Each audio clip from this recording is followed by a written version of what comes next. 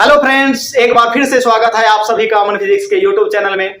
दोस्तों, आज का क्लास बहुत बहुत बहुत ही खतरनाक होने वाला है और ये क्लास 12th के क्वेश्चंस बैंक के इलेक्ट्रिक करंट चैप्टर से टोटल VBS सेलेक्टेड क्वेश्चंस जो एग्जाम में पूछे गए हैं और आपके एग्जाम में पूछने के चांसेस हैं, वो टोटल क्वेश्चंस लेकर के आया हूं और मैं गारंटी लेता हूं इसमें से आपको कम से कम 2 या 3 शॉर्ट क्वेश्चंस आज डिस्कस होगा। 10 क्वेश्चनों की 10 शॉर्ट क्वेश्चंस की, और उस 10 में से 3 क्वेश्चन फिक्स है। बात समझ गए? तो बिना किसी हिचकिचाहट के आप कॉपी कलम लेकर के बैठेंगे और सभी क्वेश्चंस को सीक्वेंस में नंबर वाइज नोट करते जाएंगे। ठीक है, तो चलिए बिना समय गवाए सीधा आते हैं मूल बात पर। आज देखेंगे क्वेश्चंस बैंक के इलेक्ट्रिक करंट चैप्टर का सीबेक इफेक्ट जो पूछा हुआ क्वेश्चंस है, थॉमसन प्रभाव पूछा हुआ क्वेश्चंस है। उतना ही नहीं, बहुत सारा न्यूमेरिकल्स देखेंगे और बिल्कुल बोर्ड मॉडल न्यूमेरिकल्स देखेंगे। ठीक है, जितने भी जो नियम है तो समझिए पूरा VBA वायरल नियम है, या तो जो न्यूमेरिकल्स है समझ लीजिए पूरा वायरल न्यूमेरिकल्स। ठीक है, तो बिना समय गवाए सीधा आते हैं फर्स्ट क्वेश्चंस पर। चलिए, पहला क्वेश्चन है धारा घनत्व क्या है, विवेचना करे मतलब डिटेल करे, इसके बारे में बताया। तो दोस्त आपको पता होगा सर, यदि यह कोई चालक हो या कोई क्या हो, चालक हो, कंडक्टर्स हो, और इसमें हर एक कंडक्टर्स बाल इतना पतला तार काहे नहीं होता है सर, उसमें ये वाला भाग जरूर होता है सर, इसको कहते हैं अनुप्रस्थ काट क्षेत्रफल। ठीक है, और जब सर इससे करंट प्रवाहित हो रही हो, क्या प्रवाहित हो रही हो, धारा प्रवाहित हो रही हो, तो ये पूरे अनुप्रस्थ काट एरिया से प्रवाहित होता है। और मान लीजिए इससे धारा पूरे अनुप्रस्थ काट एरिया से, जो एरिया उधर होता है दोस्त वही एरिया इधर होता है। बोलो, नहीं विश्वास होता आपके बाल सर में, हेड में बाल है ना, एगो बाल खींचो और काटो, तो जो एरिया जहां से काटोगे ना, काटते काटते शुरू से लेकर के लास्ट तक सेम एरिया का वो कटान निकलेगा। वैसे नंगी आंख से पता नहीं चलेगा, माइक्रोस्कोप से देखना पता चल जाएगा। ठीक है, तो देखो, तो अनुप्रस्थ काट, अभी बोले बाल इतना पतला तार क्यों नहीं हो, उसमें ये अनुप्रस्थ काट क्षेत्रफल होता है। बात समझ गए? तो उसमें से मान चलो आई धारा जा रहा है, तो धारा घनत्व वर्ड जब ये रहेगा तब ये प्रति एकांक पढ़ा चुके हैं, प्रति एकांक। तो मान लीजिए सर इससे पूरे एरिया से आई धारा जा रहा है, तो प्रति एकांक एरिया से कितना धारा, तो कुछ नहीं, टोटल धारा में टोटल एरिया से भागा दे दो। और यही प्रति एकांक, किसी चालक के प्रति एकांक अनुप्रस्थ काट क्षेत्रफल से गमन करने वाली धारा, प्रवाहित होने वाली धारा, धारा घनत्व कहलाती है। इसे जे द्वारा सूचित किया जाता है। देखिए डेफिनेशन लिखा हुआ है, उत्तर धारा घनत्व। और दोस्त मैं बार बार बोलता हूं, आप अपने एग्जाम में जो क्वेश्चंस का आंसर लिखते हो, याद रखना सीक्वेंस में लिखो, क्रम से लिखो। ऐसे नहीं जैसे तुम अपने मतलब घर में जो है ना इधर उधर छेड़छाड़ देते हो ना, बात समझ गए ना, वैसे छेड़ना नहीं है, गंदा नहीं फैलाना है कॉपी पर, नहीं तो रिजल्ट खराब हो जाएगा। आप लिखोगे बहुत ज्यादा लेकिन मार्क नहीं मिलेगा। ठीक है, आशा करता हूं आपको समझ में आ रहा होगा मेरी बात। ठीक है, धारा घनत्व किसी चालक के प्रति एकांक अनुप्रस्थ काट क्षेत्रफल से प्रवाहित विद्युत धारा के परिमाण को, प्रति एकांक अनुप्रस्थ काट क्षेत्रफल से है ना प्रवाहित धारा को धारा घनत्व कहा जाता है। बात समझ गए? इसे कौन सी द्वारा सूचित करते हैं सर, इसे जे द्वारा सूचित किया जाता है। ये भी लिखेंगे, हिंदी इंग्लिश दोनों में दिए हुए हैं, जिस बच्चे को जिस भी लैंग्वेज में कंफर्टेबल लगे आप नोट करते चलेंगे। ठीक है, इसे जे द्वारा सूचित किया जाता है और जे बराबर होता है आई बटा ए, अर्थात जे बराबर कुल धारा बटा कुल अनुप्रस्थ कुल क्षेत्रफल, कुल धारा बटा कुल क्षेत्रफल। किसका क्षेत्रफल, आपके घर का, क्या आपके जमीन का नहीं सर, तब यह अनुप्रस्थ काट क्षेत्रफल है ना। चलिए, और मात्रक की भी बात करें तो इसके नीचे विवेचना करने के लिए कहा है, तो लिख लो सारा चीज, सूत्र लिख दो, उसके बाद नीचे स्टार देकर, इसी के नीचे हमारे बोर्ड पर जगह नहीं है, तुम वहां लिख लेना कॉपी के नीचे। सॉरी, इसको ऊपर कर देता हूं, क्या छोटा कर लेते हैं, क्या दिक्कत है, अपने हाथ की तो बात है सर। देख, इसके नीचे लिख देना धारा घनत्व का मात्रक बताइए। कुल धारा का एम्पियर होता है सर, क्षेत्रफल का मीटर स्क्वायर होता है सर, हिंदी में लिख लो एम्पियर प्रति मीटर स्क्वायर, एम्पियर प्रति मीटर स्क्वायर। ठीक है, समझ में आ रहा है लड्डूलाल, एम्पियर प्रति मीटर स्क्वायर। ठीक है, होता है, मीटर होता है। आशा करता हूं ये क्वेश्चन 73 तरीका से आपको समझ में आ गया होगा, और यदि आपके एग्जाम में पूछेगा आपसे छूटेगा नहीं, क्योंकि ये 2023 में पूछ चुका है। ठीक है, फटाक से स्क्रीनशॉट लीजिए, आगे बढ़ते हैं।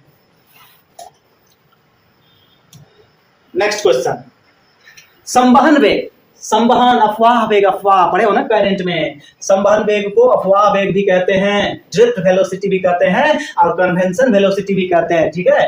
तो संवहन वेग के प्रयोग करते हुए ओम के नियम व्युत्पत्ति कीजिए, ओम के नियम व्युत्पत्ति कीजिए मतलब सत्यापित कीजिए। 2018 में पूछा हुआ क्वेश्चन है दोस्त। हाँ देखिए, ओम का नियम याद करो, ओम का नियम पढ़े हो ना कि जैसे ये क्या, तो ये मान लो क्या नाम दोगे इसको, mn नाम दे दो।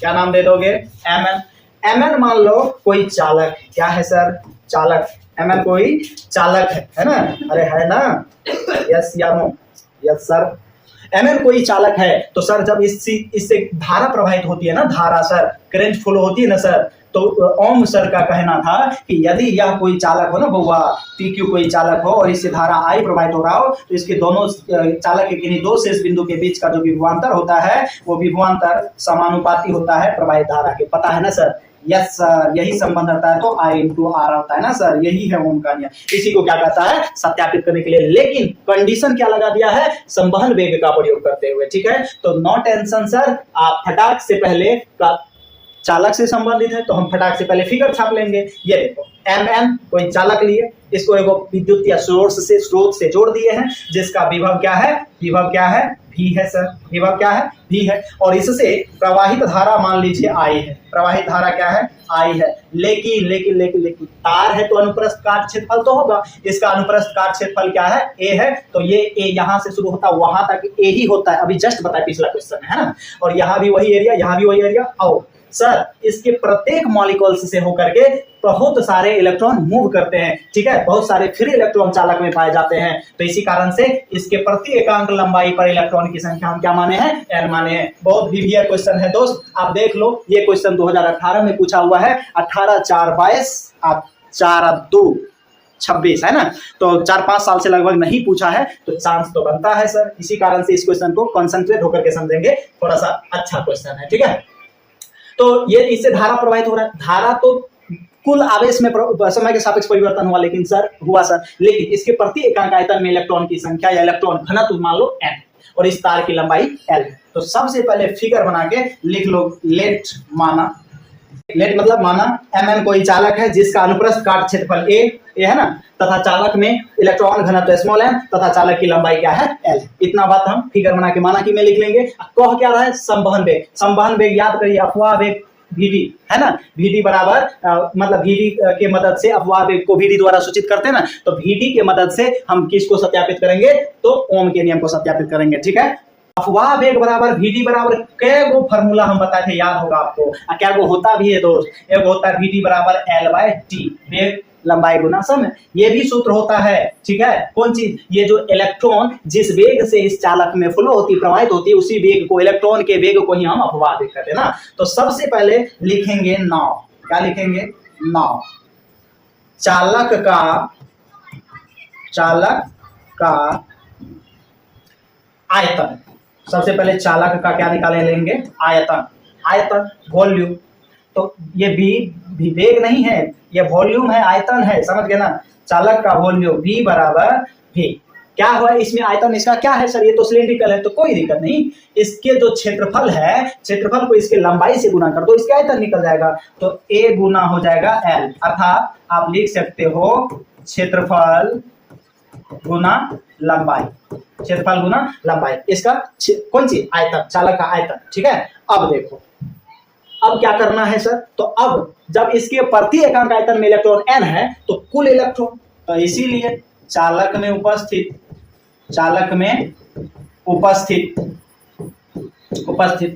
कुल इलेक्ट्रॉन,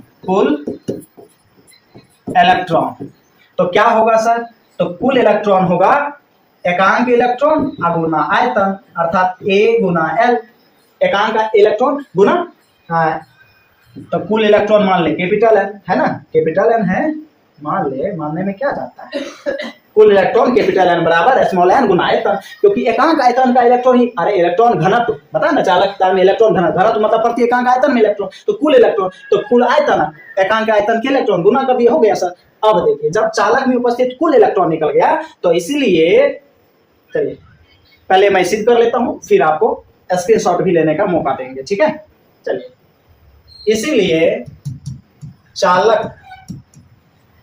चालक से में कुल आवेश, इसीलिए चालक में कुल आवेश Q, याद करिए Q बराबर होता है N गुना E, लेकिन N तो यहाँ पे सर कैपिटल N है, कैपिटल N गुना E होगा ना, यस सर। तो यहाँ पे Q हो जाएगा कैपिटल N का वैल्यू, अभी जस्ट निकाले हो, देखो कैपिटल N का स्मॉल n a l है ना, तो ये हो जाएगा small n a l Guna E, ये हो जाएगा। बताइए हाँ या ना। इसको समीकरण मान लेंगे फर्स्ट, ठीक है। जब आवेश हो गया तो अब फिर चालक से प्रवाहित धारा I बराबर आप पढ़े हो Q बाय होता है T, समीकरण 2। तो समीकरण 1 का मान 2 में रखो, समीकरण 1 का मान 2 में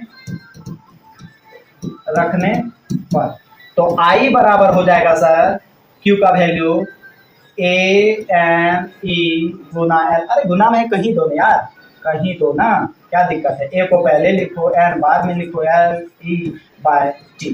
बताइए हाँ कि ना। अरे यस या नो, यस सर। अब देखो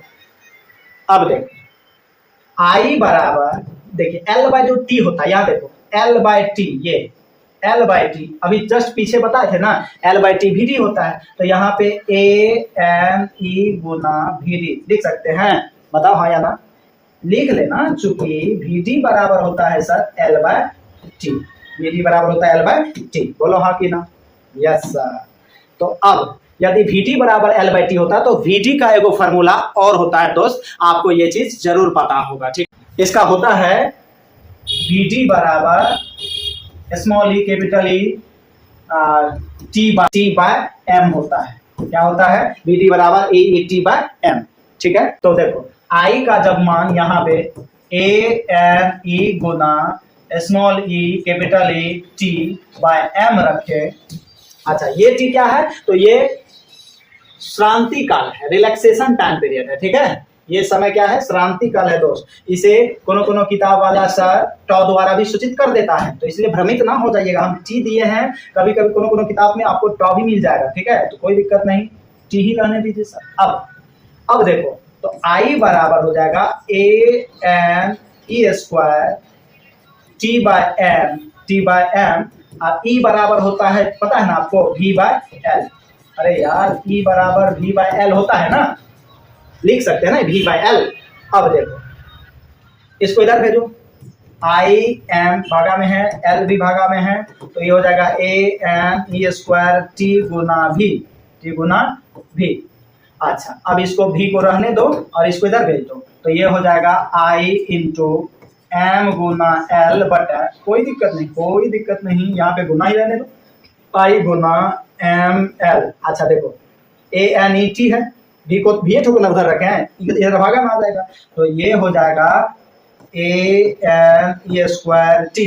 अब गुना में तो टी है ये ना, सॉरी आई तो दे दिए, कोई दिक्कत नहीं, घबराने की बात नहीं है।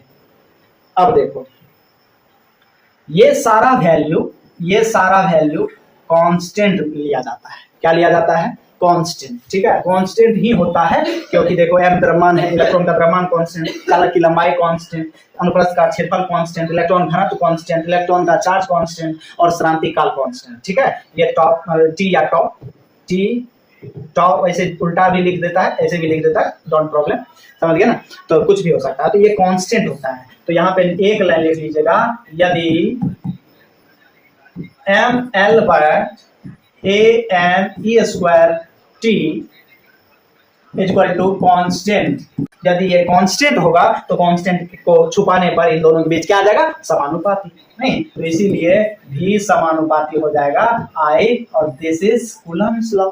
बताओ हाँ या ना। यहाँ पे छोड़ सकते हो, प्रूफ लिख सकते हो, या तुमको मन नहीं भरता है तो V बराबर I इंटू R लिख दो, और अच्छा लग जाएगा। बोलो हाँ कि ना। यही था संबंध वेग। देखिए VD का केवल किसका उपयोग हुआ है, VD सूत्र का उपयोग करके हम किसके नियम को सत्यापित कर दिए, ओम के नियम को सत्यापित कर दिए। ठीक है, आशा करता हूं ये थ्योरी आपको बेहतर समझ में आया होगा। यदि नहीं आया होगा तो दोस्त एक बार फिर से देखेंगे, मैं गारंटी लेता हूं आपको समझ में आ जाएगा। ठीक है, अब आप स्क्रीनशॉट लेंगे, पहले इसका लेंगे, फिर इसका लेंगे। चलिए अब नेक्स्ट क्वेश्चन, तीसरा क्वेश्चन बहुत वीविया, बहुत वीविया है क्वेश्चन। देखिए, थॉमसन या सीबेक प्रभाव को लिखे तथा समझाइए। देखिए 2011 में पूछा हुआ क्वेश्चन से, थॉमसन और सीबेक क्या नियम दिया था, पहले मैं इसका स्टेटमेंट ही मैं आपको बता देता हूं। देखिए थॉमसन का प्रभाव था, थॉमसन इफेक्ट था कि यदि किसी तार के छोरों पर ताप नियत रखकर, छोड़ मतलब ये तार है, इसका ये छोर और ये छोर, ठीक है, ताप को नियत रखकर तार के बीच वाले भाग के ताप बढ़ाया जाए, तार के बीच वाला भाग में हीट किया जाए, टेम्परेचर किया जाए, बढ़ाया जाता है, और साथ ही साथ तार से होकर विद्युत धारा प्रवाहित की जाती है, तो तार का पहला आधा भाग ठंडा और दूसरा आधा भाग गर्म हो जाता है। मतलब नहीं समझे, कहता है किसी तार के दोनों छोर के ताप नियत रखकर, मतलब इधर का भी टेम्परेचर और इधर का भी टेम्परेचर, दोनों को कांस्टेंट रख करके बीच में हीट दिया जाए, और इधर से या इधर से किधरों से विद्युत प्रवाहित करवाइए, तो आधा भाग ठंडा हो जाएगा, आधा भाग गर्म हो जाएगा। बात समझ गए, तो वही लिखा हुआ, दूसरा आधा भाग गर्म हो जाता है। तार में धारा की दिशा बदल देने पर गर्म और ठंडे भाग भी आपस में बदल जाते हैं। अर्थात जब धारा इधर से जा रहा है, इधर वाला भाग ठंडा है, इधर वाला गर्म है, और यदि इधर से धारा देंगे तो इधर वाला अब ठंडा होगा, इधर वाला गर्म हो जाएगा। यही नियम था किसका, थॉमसन का। यही नियम होता है थॉमसन प्रभाव। ये लिख करके आप एक सुंदर सा फिगर बना देंगे, मैं बता देता हूं। देखिए ये तार ले लेंगे, ये इस प्रकार से क्या ले लेंगे आप, तार ले लेंगे, ये इस प्रकार से ले लेंगे। मान लीजिए इसमें भी पानी और इधर भी पानी, इधर का छोर का टेम्परेचर T1, इधर के छोर का टेम्परेचर T2, और T1 बराबर है कौन सी के, T2 के। लेकिन बीच में गैस चूल्हा जला देंगे, इस प्रकार से आप बात समझ गए ना, बीच में कोई हीट देने वाला कोई सोर्स लगा देंगे, जिसके कारण वो तार को कौन सी प्रदान कर सके, हीट प्रदान कर सके, तापमान दे सके। बात समझ गए ना, हीट दे सके, बात समझ गए, हीट दे सके। तो बीच वाला का टेम्परेचर जो है क्या हो जाएगा, बदल जाएगा, ये इधर का T3 हो जाएगा। बात समझ गए ना, तो T1 बराबर है T2 but does not equal to T3 के बराबर नहीं है। तब जो है इसी प्रभाव को क्या कहते हैं, इधर वाला भाग मान लीजिए ठंडा हो जाएगा, इधर वाला भाग गर्म हो जाएगा। बात समझ गए ना। जब धारा की दिशा को बदलेंगे, यदि धारा की दिशा को बदलेंगे, ये मान लीजिए ये प्लस कर देंगे, ये माइनस कर देंगे, इधर से इस प्रकार से,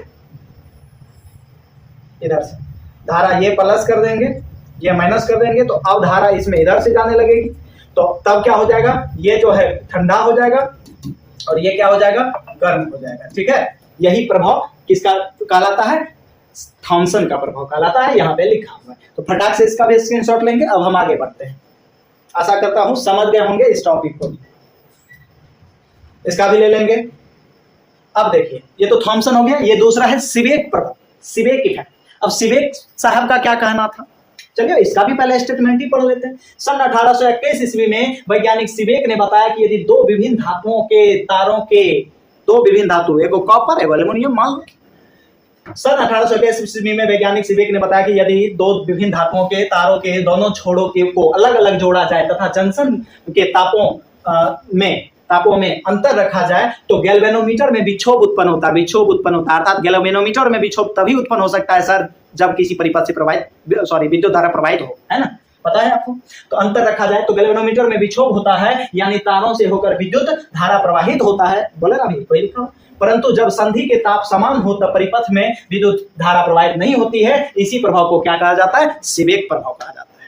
बात समझ गए, समझ में आया। कोई दो गो तार लीजिए, दोनों को एक इस टाइप से जोड़िए कि उसमें दो गो जंक्शन बिंदु आवे, समझ गए, दो गो संधि बिंदु आवे। कैसे जोड़ेंगे, अरे कैसे जोड़ेंगे, ऐसे जोड़ दो, दिल देखो, दिल बनाते दिल, बात समझ गए, हाँ समझ रहा होगा। ये जुड़ा हुआ है, पहला जंक्शन पॉइंट, दूसरा जंक्शन पॉइंट, समझ गए। तो यही दो गो तार लेकर के हमको जंक्शन बिंदु बनाना है, अलग अलग मटेरियल के। घबराइए नहीं, स्क्रीनशॉट के लिए समय देंगे। मान लो एक तार ये है और दूसरी तार ये है, ठीक। यस सर, समझ रहे हैं? यस सर, पूरा समझ रहे हैं। अब देखो, समझ रहे हो तो इधर एक बीकर है और दूसरा बीकर इधर। Yes sir. अब देखिए, ये पहला तार है, ये दूसरा तार है। सॉरी, ये क्यों दे दिए? ये फर्स्ट है, किसका क्या है? मान लो कॉपर है, और ये Fe है, लोहा ही मान लो, ठीक है। इसमें भी पानी है, इसमें मान लो तेल है, क्या है? तेल मान लो, क्या है? पानी मान लो, पानी है। इधर भी पानी है, इधर भी क्या है? पानी। अब देख, इधर का टेम्परेचर T1, ये होगा संधि बिंदु, इसका नाम क्या है? संधि। ये पहला संधि, ये दूसरा, इसको संधि कहते हैं, ठीक है। संधि बिंदु, जहाँ पे कोई दो चीज मिलता है उसी को संधि कहते हैं, जंक्शन कहते हैं ना, कहता है। ट्रेनों का तो जंक्शन होता है। हाँ, अब देखो, इसमें एक परिपथ से ये ऐसे जोड़ा हुआ है तार, ऐसे सर, ये देखो ऐसे जोड़ा हुआ है, देखो ऐसे जोड़ा हुआ है। प्लस हम एक गैल्वेनोमीटर लेकर के यहाँ पे लगा दिए हैं। क्या लगा दिए? गैल्वेनोमीटर यहाँ पे लगा दिए। अब धारा इधर से प्रवाहित होगी, धारा इधर से प्रवाहित होगी, है ना। तो इधर का टेम्परेचर लिखेंगे, जब केस को समझना थोड़ा जो गौर से, जब T1 बराबर होगा T2 के, T1 बराबर होगा T2 के, तब I जो होगा वो 0 होगा, धारा क्या होगा? 0 होगा। बट दूसरा में जब T1 ग्रेटर देन T2, तब I ग्रेटर देन 1, I का मान बड़ा होगा 1 से, बढ़ सकता है, प्रभावित हो सकता है, समझ गए? या दूसरा, यदि तीसरा कंडीशन यदि देखोगे, तो जब T2 ग्रेटर देन T1, इसी का टेम्परेचर या इसी किसी तरह से मान के चलो ये दोनों का टेम्परेचर बराबर है, और कोई इंस्ट्रूमेंट लगा करके हम इसको हीट देना प्रारंभ किए। सर, क्या देना प्रारंभ किए? हीट देना प्रारंभ किए, पानी को गर्म करना शुरू किए। बात समझ गए? इसको गर्म करना शुरू किए, तब धारा यहाँ भी बहेगा, धारा यहाँ भी बहेगा, और तब धारा यहाँ भी बहेगा। I does not equal to 0, I does not equal to 0। बात समझ गए? आशा करता हूं समझ गए होंगे। तब इसमें गैल्वेनोमीटर में विक्षोभ उत्पन्न होने लगता है। इसी प्रभाव को हम क्या कहते हैं? सीबेक प्रभाव कहते हैं। लेकिन याद रखना, जब तक दोनों सिरा के, अलग अलग धातु के दो संधि बिंदु के सिरा के टेम्परेचर समान होगा, तब तक धारा नहीं बहेगा। जब तक टेम्परेचर में अंतर होगा, डिफरेंट आएगा, तब धारा बहेगी। यही इफेक्ट सीबेक प्रभाव कहलाता है। आशा करता हूं समझ गए होंगे। और अब आप इसका भी स्क्रीनशॉट लेकर के, ये लिख करके उसके नीचे ये फिगर अवश्य बना लेंगे, कॉन्सेप्ट क्लियर हो जाएगा। ठीक है, चलिए अब नेक्स्ट क्वेश्चन। एक 16 ओम प्रतिरोध, एक 16 ओम प्रतिरोध वाले तार को खींचकर उसकी लंबाई की दुगुनी कर दी जाती है, तो तार का नया प्रतिरोध कुछ नहीं है। ठीक है, उत्तर देखिए, ये भी क्वेश्चन कौन ईस्वी में पूछा? 2016 में पूछा है। उत्तर 16 ओम प्रतिरोध गिवन दिया हुआ है। सर, क्या दिया हुआ है? तो R1 पहला प्रतिरोध दिया हुआ है 16 ओम। ठीक है, खींचकर उसकी लंबाई की दुगुनी कर दी जाती है। जब प्रतिरोध मतलब जब तार की लंबाई L1 थी, तार की लंबाई मान के चल L1 थी, L1, तब उसका रेजिस्टेंस 16 ओम। अब तार की लंबाई जो L2 है वो 2L1 खींच करके दुगुनी कर दिया, मतलब पहलुका लंबाई का दुगुना कर दिया गया है। तो प्रतिरोध तो कुछ ना कुछ बदलेगा ना यार, बदलेगा ना। यस सर, सी। बस अब देखो इसको कैसे सिद्ध करते हैं। देखो, वी नो दैट हम जानते हैं रॉ बराबर होता है R into A by L. Raw बराबर R into A by L. अरे यस या नो? Yes sir. रॉ को एल को इधर भेजो, तो रॉ गुना एल बराबर R इंटू ए। बताओ है ना? अब यहां से रेजिस्टार निकालोगे तो रॉ गुना एल बाय ए। बोलो है ना? अब क्या करेंगे हम? यहाँ पे एल से, यहाँ भी एल से गुना भागा कर देंगे। बताइए, आपको कोई समस्या? नहीं सर, काहे की समस्या? अब देखो, जब तुम्हें समस्या नहीं है तो अब मैं एक बात बता रहा हूं। R बराबर रॉ गुना एल स्क्वायर बट्टा ए गुना एल। A गुना L। बताओ हाँ या ना? Yes sir. अब इसमें थोड़ा सा बदलाव करेंगे। देखिए अब हम क्या करेंगे, ये जो रजिस्टर्ड है इसमें रॉ बटा A गुना L, गुना में L स्क्वायर दे करके इसको हम लिख लेंगे रॉ बटा यदि रॉ बटा A गुना L इक्वल टू कांस्टेंट।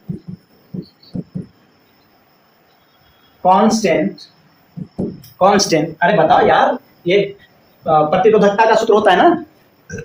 हाँ सर, तो R समानुपाती हो जाएगा L स्क्वायर के। बोलो हाँ या ना? Yes sir. जब कोई कांस्टेंट छुपता है तो दो राशि के भी समानुपाती आता है। हाँ, अब देखो, यदि यही संबंध हटाए तो R बराबर कांस्टेंट गुना L स्क्वायर ना? Yes sir. तो यहां पे यह R बाय L बराबर कांस्टेंट। जब ये याद रखना, आपको पता है जब भी किसी राशि का दो गुण कांस्टेंट होता है तो उसको लिखते हैं, ऐसे लिखो R1 बट्टा L1 का स्क्वायर बराबर R2 बट्टा L2 का स्क्वायर। बोलो हाँ या ना? Yes sir. अब R1 का वैल्यू तुमको दिया हुआ है, देखो 16 ओम, तो लिख दो 16 ओम। L1 तो L1 है सर, तो L1 का स्क्वायर बराबर R2, वो तो निकालना है सर, L2 2L1 का स्क्वायर है सर। तो देखो 16 ओम बट्टा L1 का स्क्वायर बराबर R2 बट्टा 4L1। अरे बोलो हाँ या ना यार? L2 L1 कट जाएगा तो R2 इधर भागा में गुना में आ जाएगा, तो 16 चौका 64 ओम फाइनल आंसर हो जाएगा। यदि 16 ओम प्रतिरोध वाले तार को खींचकर दुगुनी कर दी जाए तो उसका नया प्रतिरोध 16 ओम। और जो ऑफलाइन वीके फिजिक्स क्लासेज में पढ़ते हैं दोस्त, उसको इसका ट्रिक भी पता होगा। ट्रिक यदि ऑब्जेक्टिव में पूछ देगा सर तो इतना लंबा समय लगाएंगे, बताइए, तब तो पता चलेगा पांचों को ऑब्जेक्टिव में सॉल्व हो पाया। तो उसके लिए हम ट्रिक भी देते हैं। ये तो 2 नंबर के लिए हुआ, यदि आप इतना कर दोगे उससे पता चलेगा कि आप ज्ञानवान स्टूडेंट हो, फिजिक्स का जानकारी है आपको। यदि ऐसा नहीं करते हो, डायरेक्ट ट्रिक पर बनाते हो, तो थोड़ा सा एग्जामिनर को भी शॉक लगेगा, कैसे ही डायरेक्ट आंसर लिख दिया। लेकिन ऑब्जेक्टिव में तो आंसर आप कहाँ से लाए वो देखने के लिए नहीं जाता है, इसके लिए ट्रिक होता है R2 बराबर N स्क्वायर गुना R1। बताइए हाँ या ना? n मतलब ये तो 2 गुना 3 गुना जगुना होगा, n का काम ये करेगा। R1 तो 16 ओम है, ये है, करो देखो 2 दूना 4 और गुना 16, 16 चौका 64 ओम। आशा करता हूं बिल्कुल समझ में आ गया दोस्त। फटाक से स्क्रीनशॉट लीजिए, आगे बढ़ते हैं। नेक्स्ट क्वेश्चन, ओमीय एवं अनओमीय प्रतिरोध क्या है, एक उदाहरण दीजिए। देखिए ये क्वेश्चन जो है 2024 में पूछा गया है, आपके पिछले साल पूछा हुआ क्वेश्चन है, लेकिन हमको लगा कि थोड़ा अच्छा क्वेश्चन है, डिस्कस कर दिया जाए एक बार।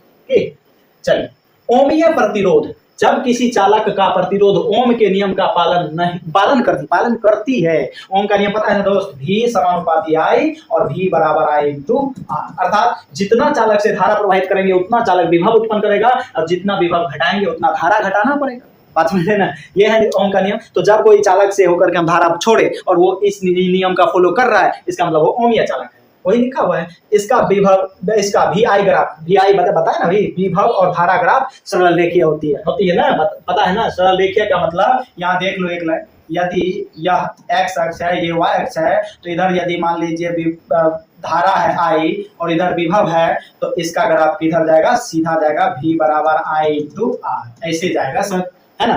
धारा और विभव का ग्राफ ऐसे सरल रेखीय होते हैं। ठीक है। उदाहरण, कॉपर का प्रतिरोध, उदाहरण, एक उदाहरण न दीजिए, तो एक उदाहरण हो गया कॉपर का प्रतिरोध। ठीक है, चलिए। दूसरा, अनोमीय, अन मन नहीं, जब किसी चालक का प्रतिरोध ओम के नियम का पालन नहीं करती है तब उसे क्या कहते हैं? अनोमीय प्रतिरोध। इसका VI ग्राफ वक्र होती है, इसका विभव और धारा x y, ये मूल बिंदु, धारा इधर और विभव इधर, तो इसका ग्राफ क्या होती है? वक्र होती है। इस प्रकार से होती है, बात समझ गए? वक्र होती है, अनोमीय प्रतिरोध कहलाती है। उदाहरण के लिए डायोड का प्रतिरोध, किसका प्रतिरोध? डायोड का प्रतिरोध जो होता है वो अनोमीय, उसका वोल्टेज और धारा का कोई नियंत्रण मतलब लिमिट नहीं रहता है। कुछ डायोड होते हैं जो कम धारा में अधिक वोल्टेज उत्पन्न करते हैं, कुछ डायोड होते हैं जो अधिक धारा में कम वोल्टेज उत्पन्न करते हैं। समझ गए ना? तो वो ओम के नियम का पालन नहीं करता। आशा करता हूँ ये समझ गए होंगे। फटाक से स्क्रीनशॉट लीजिए, आगे बढ़ते हैं। नेक्स्ट क्वेश्चन, 3:4 के अनुपात। देखिए 2019 में पूछा हुआ, बहुत अच्छा क्वेश्चन। 3:4 3:4 के अनुपात में दो प्रतिरोध समांतर क्रम में जुड़े हैं, इनमें उत्पन्न ऊष्मा के परिमाणों की तुलना कीजिए। बहुत सुंदर क्वेश्चन है, ठीक है। 3:4 कोई चालक है, दो चालक है, उसका दो प्रतिरोध है और उसके ऊष्मा का उत्पन्न तुलना करने के लिए कहता है। सीधा लिखेंगे वी नो दैट। क्या लिखेंगे? उत्तर, सबसे पहले उत्तर, उसके बाद वी नो दैट। H बराबर जूल का नियम, H बराबर I² RT। बोलो हाँ या ना? एक आई उसको दे दोगे तो V, बोलो यार, V इंटू आई इंटू हो जाएगा T।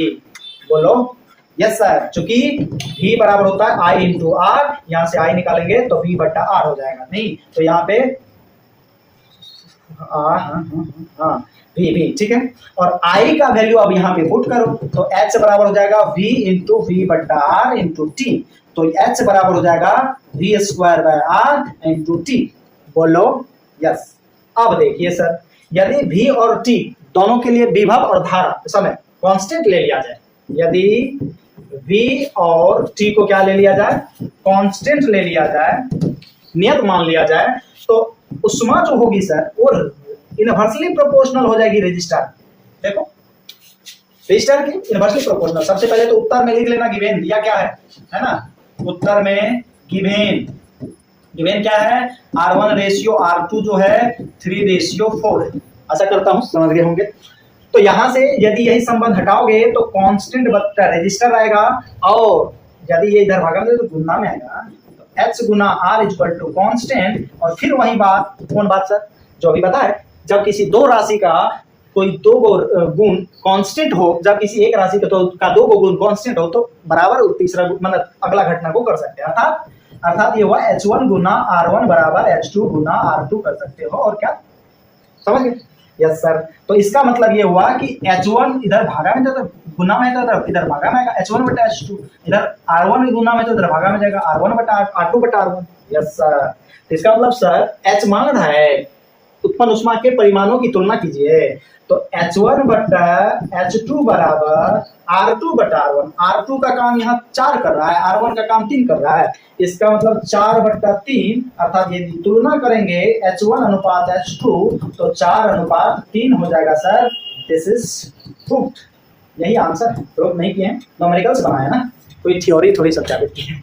चलिए, आशा करता हूँ समझ गए होंगे। फटाक से स्क्रीनशॉट लेंगे, आगे बढ़ते हैं। हेलो, नेक्स्ट क्वेश्चन, ये भी बहुत अच्छा न्यूमेरिकल्स। जितने न्यूमेरिकल्स करंट के बताए जा रहे हैं दोस्तों, मैं गारंटी लेता हूं यदि पूछेगा तो इससे बाहर नहीं जाएगा। आशा और आप लोग को मजा भी आ रहा हो, ठीक है। और मजा आ रहा है तो मैं जैसे आप लोग के लिए मेहनत करता हूं, तो आप लोग का भी फर्ज बनता है कि मैं भी सर को कुछ करके दिखाऊं, ताकि सर का मोटिवेशन जिंदा रहे और हमारे जूनियरों के लिए भी सर इसी प्रकार से मेहनत करते रहे, ठीक है। अर्थात क्या मेरा उद्देश्य है या क्या मकसद है मेरा, आपको समझ में आ रहा होगा।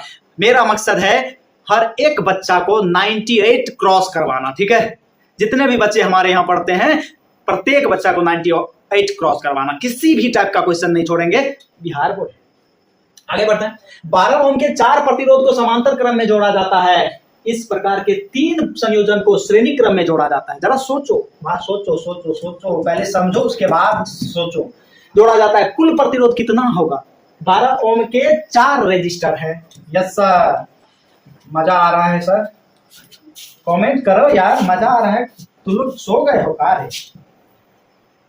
अभी मजा लो, फिर दिक्कत होगा तो फिर तुम देख लेना, है ना। समांतर क्रम में जब क्या कर रहे हैं सर आप? समांतर क्रम में जोड़ा गया है।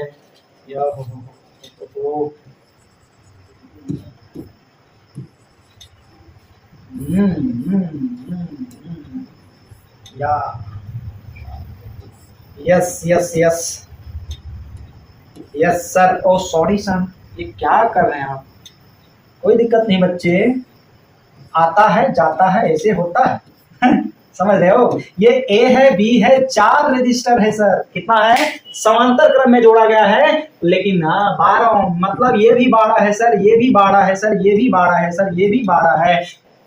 तो इस प्रकार के 3 संयोजन, 3 गो संयोजन है, 3 गो इस प्रकार से 3 गो, समझ रहे हो ना। फिर इसको क्या किस क्रम में जोड़ा गया है? संयोजन को सीरीज में जोड़ा गया है, मतलब 1 गो 2 गो 3 गो, बात समझ गए। अर्थात यहीं पर से ये बिंदु हटा दिया, यहाँ से ले लिया, फिर यहाँ से 3 गो ले लिया, इस प्रकार से 3 गो रजिस्टर ले लिया। यही है, बड़ा अरे 12, अरे यार समझो समझो, इसी प्रकार से जोड़ा गया। ठीक है, आशा करता हूँ ये समझ गए होंगे कि मैं क्या कह रहा हूँ। ठीक है, ये 12 ओम के ये क्या है क्वेश्चन सर में 3 गो है, और तो तुल्य बताइए क्या है सर। ये मैं लिखो सबसे पहले, प्रत्येक रजिस्टर का मान है 12 ओम। ठीक है, रजिस्टर की संख्या है 4। ठीक, और पैरेलल में चूंकि आरपी बराबर, देखो कितना शॉर्ट में इसको मैं बताता हूँ, एग्जाम में पूछेगा तो आप फिगर भी पहले बना देंगे ईमानदारी पूर्वक। इस प्रकार से 3 गो देंगे और ए लिखेंगे और बी लास्ट में लिखेंगे चूंकि आरपी बराबर आर बाय क्या होता है एन, पैरेलल फॉर्म में। यस, आरपी बराबर आर बाय एन। आर कितना है 12 ओम, एन कितना है 4, मतलब ए गो का कितना, ए गो इसका कितना निकला तो 3 ओम। अब सब सीरीज में है तो ई भी 3, ई भी 3, यू भी 3, बोलो हाँ या ना। तब आएगा कौन सी सीरीज, तथा आर एस बराबर, सॉरी कितने संयोजन है 3 संयोजन है ना, तथा संयोजनों की संख्या, संयोजनों की संख्या, संयोजन 1 2 3, अरे समझो यार, संयोजनों की संख्या n, सॉरी n कहाँ मान रहे सर, 3 दिया हुआ है क्या सर, आप भी आंखा हो जाते हैं। यस, लाइट का इफेक्ट है, इसमें मैं कुछ नहीं कर सकता। संयोजन की संख्या कितनी है 3 है। ठीक है, तो अब कहता है श्रेणी क्रम में जोड़ा जाता है तो कुल बताओ। अरे कहाँ बताएंगे सर, 3 एगो का हो गया तो सब तीनों का 3 होगा, इसका मतलब 3 को रजिस्टर 3 3 ओम के सीरीज में आ गया। अरे इसका भी एगो, तीनों मिलकर के एगो बनाएगा, इसका भी एगो मिलकर के तीनों मिलकर के एगो बनाएगा, इसका भी, अरे ये भी 12 12 12 है ना। सब तो पढ़ो यार, समझो क्वेश्चन को समझो, ये सब क्वेश्चन को क्या तुम कर रहे हो। 3 ओम 3 ओम 3 ओम, ये जो आया है ना 3 ओम सबके लिए वही। तो अब ए और बी के बीच कुल बताओ, तो इसीलिए आर एस बराबर एन गुना आर। एन कितना है 3 ओम, आर कितना है 12 ओम, 3 ओम 3 ओम, अरे रे रे 3 ओम है। एन मतलब संख्या 1 2 3 को सीरीज है और प्रतिरोध भी 3 ही है, 3 ओम ही है, यहाँ आया है सर तो 3 ओम, तो 3 3 9 ओम फाइनल आंसर। इस प्रकार से फिगर बना लेंगे, इतना लिख देंगे, पूरा का पूरा 2 नंबर मिल जाएगा, समझ गए ना। यदि आप सुंदर अक्षर में लिखे तो 1 नंबर बढ़ा के देगा, क्योंकि आपका मुंह बहुत सुंदर है। फटाक से स्क्रीनशॉट लीजिए, आगे बढ़ते हैं। चलिए देखिए ये क्वेश्चन 8 नंबर का, 100 वाट 220 वोल्ट रेटिंग का बल्ब 240 वोल्ट के साथ जोड़ा गया, मतलब समझो विद्युत शक्ति 6 की गणना करें। 2017 में पूछा गया क्वेश्चन है, बहुत अच्छा क्वेश्चन है। सबसे पहले लिखो उत्तर, क्या लिखेंगे सर, उत्तर लिखो यार, क्या लिखोगे इसमें, तुम अपना जीवन ही थोड़ी लिखोगे, फिजिक्स है तो। गिव है वाट, पावर दिया हुआ है 100 वाट, WATT वाट। विभव कितना दिया गया है, विभव दिया हुआ है 220 वोल्ट, है ना। रेटिंग का बल्ब मतलब कोई बल्ब है जो 220 वोल्ट पर जल सकता है, ठीक है, बट उसको 240 वोल्ट के साथ जोड़ा गया है ना। चलिए कितना जोड़ा गया है 220 पर, तो वो सर बर्दाश्त कैसे कर सकता है, कोई दिक्कत नहीं, समझ गया, कभी कभी लोड भी बर्दाश्त कर सकता है, चलो कोई दिक्कत नहीं। तो कहता विद्युत शक्ति 6 की गणना कीजिए, ठीक है, 6 मतलब कितना पावर वो 6 हुआ है उसकी गणना करें। सबसे पहले तो निकालो कि वो रजिस्टर है कि कितने प्रतिरोध का है वो बल्ब, ठीक है, बल्ब कितने प्रतिरोध तक उत्पन्न को सह सकता है। देखो तो चूंकि P बराबर होता है सर V²/R, बोलो हाँ यहाँ, यस सर। V कितना है 220 वोल्ट, R कितना है, कहाँ है कुछ सर, वो तो निकाल रहे हैं हम, यस कोई दिक्कत नहीं। लेकिन सॉरी यहाँ करो, P का वैल्यू तो दिया हुआ है ना 100 वाट, V² हो गया कितना 220 वोल्ट का स्क्वायर, ये वाट हो गया, ये वोल्ट हो गया, कोई नहीं, ओम दे ओम, सॉरी प्रतिरोध का मतलब ओम होता है, लास्ट में चढ़ा देंगे 220 का स्क्वायर करके यहाँ R लगा दो, कोई दिक्कत नहीं। अच्छा R को यहाँ तो 100 इधर भेज दो, तो R बराबर हो जाएगा 22 का स्क्वायर, 220 है ना, 22 का स्क्वायर करोगे तो शायद 484 आ जाए, ये सिंगल जीरो स्क्वायर है तो डबल जीरो आ जाएगा, यहाँ भी डबल जीरो आ जाएगा, डबल जीरो कैंसिल हो जाएगा, तो ये आ जाएगा 484 ओम। ये 484 ओम सामने तक का ये बल्ब, ठीक है। अब देखो पुनः विभव जो दिया हुआ है कितने वोल्ट पर दो जोड़ा गया है, V2 जो दिया गया है उसको वो 240 वोल्ट के सप्लाई से जोड़ा गया है, ठीक है। अब कितने शक्ति, तो इसीलिए P बराबर V² होता है। बताइए हाँ कि ना? Yes sir. अब तो R भी पता चल गया, तो V² माना 240 का स्क्वायर, अब बट्टा R कितना है 484। ठीक है, गुना करो, भागा दो और काट देना। इसको काट करके 119 वाट आएगा कि आपको कितना आएगा 119 वाट। इसको वर्क करके भागा देना, निकल जाएगा। ठीक है, आशा करता हूं समझ गए होंगे। यदि मजा आ रहा है दोस्तों, इसी प्रकार से चैनल को प्यार दिया कीजिए ताकि हमारा मोटिवेशन और बरकरार रहे और आपके लिए बेहिचक बिना कुछ सोचे समझे बिना खाए पिए आपके लिए मेहनत करते रहे। समझ गए ना? अरे बिना खाए पिए कैसे मेहनत करेंगे? देखो स्क्रीनशॉट लिए। नम्मा क्वेश्चन, यदि दो प्रतिरोध श्रेणी क्रम में जोड़े जाते हैं, दो रेजिस्टर है जिसको कौन सी में जोड़ा गया है श्रेणी क्रम में, उसका तुल्य प्रतिरोध 16 ओम है। यदि उन्हीं दो प्रतिरोधों को समांतर क्रम में जोड़ा जाता है तो तुल्य प्रतिरोध 3 ओम होता है। उनका अलग अलग प्रतिरोध निकाले। दोस्त जितना बताए हैं, यदि इसमें से आप देख लिए, कर लिए टोटल, इसमें से 3 शॉर्ट क्वेश्चन आपको जरूर पूछेगा, मेरी गारंटी है। ठीक है, चलिए 2011 से क्वेश्चंस लिया गया है, ये भी 2015 में पूछा गया क्वेश्चंस है। दो प्रतिरोध है, पहले श्रेणी क्रम में लिखो उत्तर। क्या लिखोगे उत्तर? सर क्या दो प्रतिरोध है, फिर पहले श्रेणी क्रम में जोड़ा गया है। कितना खा लिए सर, हिचकी कर रहे हैं, कोई दिक्कत नहीं, भूखल पेट में हिचकी नहीं होता है, इसलिए हमको भूख तो लगल है। ठीक है, समझ रहे हैं, लेकिन क्या करेंगे, आप लोगों के प्यार ने आप लोगों की प्यार ने हमारे भूख को हराम कर दिया। देखिए ये दोनों के बीच जो RS है, तुल्य प्रतिरोध है, वो कितना ओम है 16 ओम है। ठीक है, 16 ओम है। तो इसका मतलब अच्छा देखो, चूंकि RS बराबर सर R1 प्लस R2 होता है, तो इसीलिए R1 प्लस R2 जो आया सर वो 16 ओम आ गया ना। समीकरण फर्स्ट में कोई समस्या है? नो सर, नहीं है। अब आगे बढ़ते हैं, लड्डू लाल। ठीक है, अब कहता है 16 ओम है, यदि उन्हीं दो प्रतिरोधों को समांतर क्रम में जोड़ा जाए तो तुल्य प्रतिरोध 3 ओम है। अब देखो समांतर क्रम में जोड़ा गया, दोनों वही प्रतिरोध है, नया नहीं है, कोई प्रतिरोध वही है,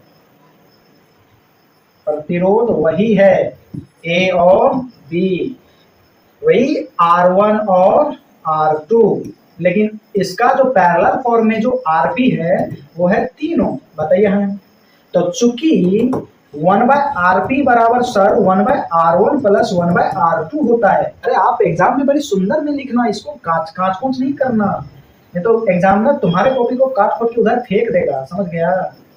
तब लेते रहना लहरिया। समझ गया ना? हाँ, तो यहाँ पे क्या हो जाएगा बताइए, 1/3 बराबर 1/, जोड़ करो यार, लघुत्तम R1 प्लस R2 होता है सर, और इससे भागा देंगे तो R2 प्लस R1 आएगा। कोई दिक्कत नहीं, R1 प्लस R2 यहाँ लिख देते हैं, कोई समस्या? अरे R1 प्लस R2 है यार, प्लस में है, कोई किसी को पहले किसी को बाद में लिखो क्या? हाँ, यहाँ कितना गलती किए हैं सर, R1 इंटू R2 होगा।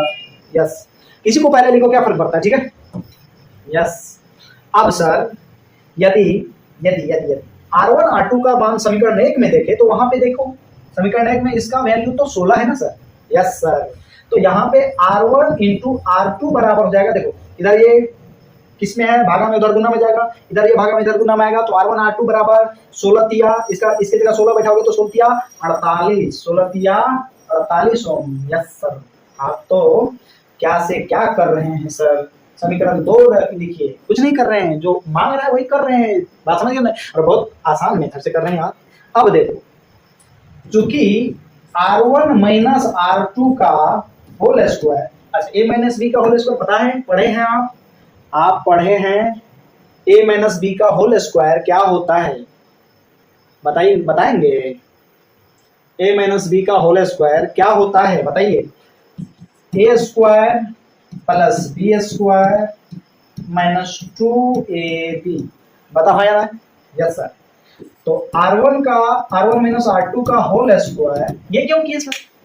इसलिए किए, कर सकते हैं कि नहीं, A माइनस B का होल स्क्वायर लगा सकते हैं कि नहीं? यस, इसलिए करेक्ट किए हैं ताकि हमको R1 R2 का वैल्यू आएगा, आप बता सकते हैं। समझ गए ना? अब देखो इसमें क्या करेंगे, ये तो होता है सूत्र, नहीं होता है। अब इसमें हम इसको लिखेंगे R1 का स्क्वायर प्लस R2 का स्क्वायर प्लस का 2AB 2r1r2 माइनस का 4r1r2। बताइए कर सकते हैं? r1r2 कर सकते हैं? Yes sir. फिर घटाओगे तो -2r1r2 ही आएगा। अब देखो ये आ जाएगा r1 माइनस r2 का होल स्क्वायर बराबर ई जो है पूरा देखो क्या हो जाएगा, a प्लस बी का होल स्क्वायर अर्थात r1 प्लस r2 का whole square minus 4 into r1 into r2। बोलो हाँ या ना? इसके जगह अभी मान बैठा तो देखो r1 r2 का वैल्यू कितना है, r1 माइनस r2 का होल स्क्वायर बराबर इसका वैल्यू है सर 16 है ना।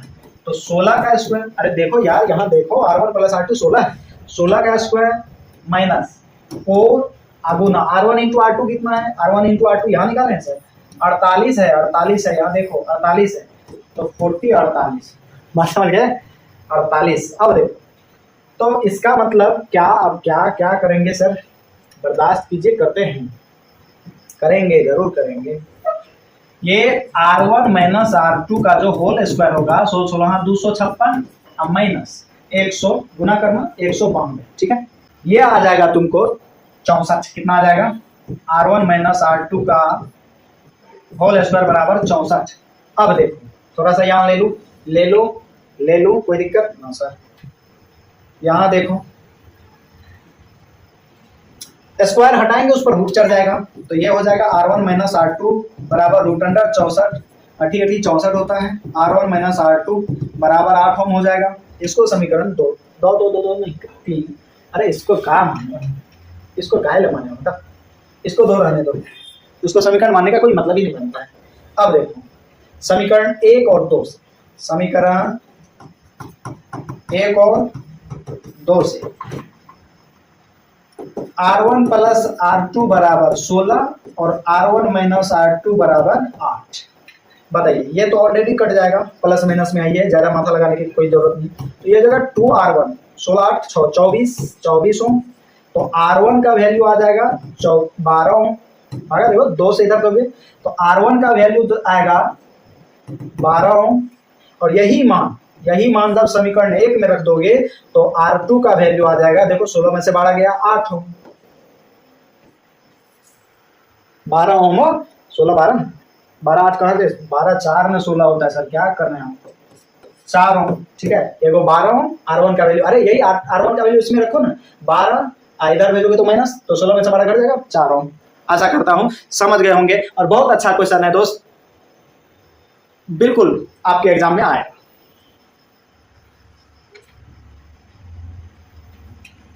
चलिए अब नेक्स्ट क्वेश्चन।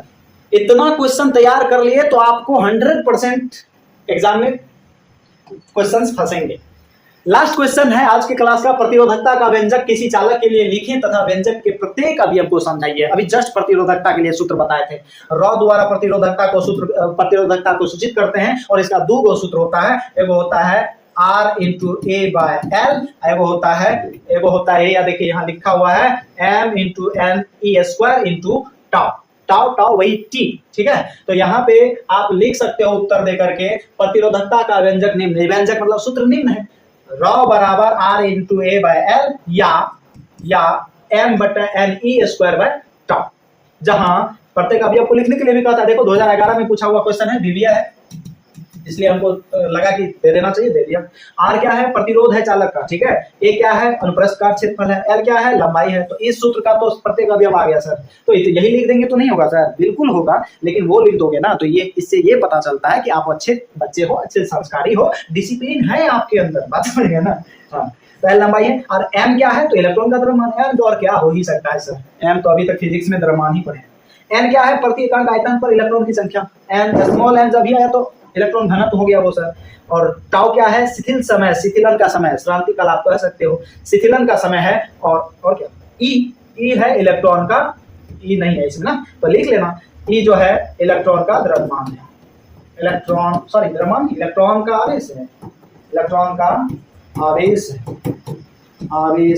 आवेश है ठीक है। एक्सपर्ट भी के अमल। यदि आपको वीडियो अच्छा लगा, आपको मजा आया, आपको समझ में आया, दोस्त कमेंट सेक्शन में जरूर ये हैशटैग एक्सपर्ट वीके अमन ये जरूर कमेंट करेंगे। इसी के साथ आज का सेशन खत्म करते हैं। तब तक के लिए bye bye, good night, take care, अपना ख्याल रखिए।